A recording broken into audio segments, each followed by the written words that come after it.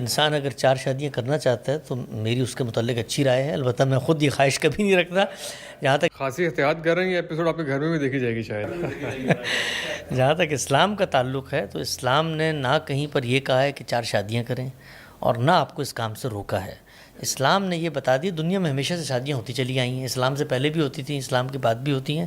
اسلام نے 2 باتیں کہی ہیں جو قرآن مجید میں بات زیر بحث آئی ہے، وہ ایک خاص موقع کی بات ہے. اور اس موقع پہ یہ کہا گیا ہے کہ اس وقت بڑی تعداد میں یتامہ موجود ہیں، ان کے جو خاوند ہیں، ان کے جو اعزہ ہیں وہ جنگوں میں شہید ہو چکے ہیں. تو تم ایثار کا جذبہ، قربانی کا جذبہ اپنے اندر لاؤ اور ایک سے زیادہ شادیاں کرو، کیونکہ ان کی ضروریات ہیں، صرف مال دینے سے تو ضروریات پوری نہیں ہوتی. تو وہاں تو ایک ترغیب دی گئی ہے، اپیل کی گئی ہے کہ آگے نکلے.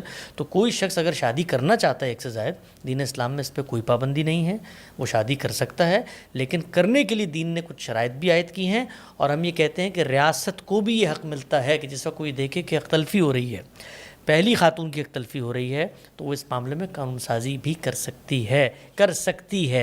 اور جب وہ قانون سازی کرے گی تو اس کو ان تمام چیزوں کو دیکھنا چاہیے. اطلاق آپ اس پر پابندی لگا دیں، ہم اس کی حامی. ہمارے کلچرل تناظر میں آپ ریکمینڈ کریں گے؟ کبھی بھی نہیں. ہمارے بر صغیر کا جو کلچر ہے، اس کے اندر جو اسٹرکچر بن چکا ہے، اس میں خاتون جب آپ کے گھر پہ آتی ہے تو وہ آپ کو سب کچھ سمجھ کے آتی ہے، وہ آپ کی شناخت آپ کے گھر کا حصہ بن جاتی ہے. میں دوسری شادی تو خودکشی کے مترادف ہے، اور میں اپنے تجربے کی حد تک کہہ رہا ہوں، آج تک میں نے جو کچھ میرا کوئی 10-15 سال کے پبلک انٹریکشن ہے، کسی ایسے شخص کو خوش نہیں دیکھا جو دو شادیاں کر کے بیٹھا ہوا.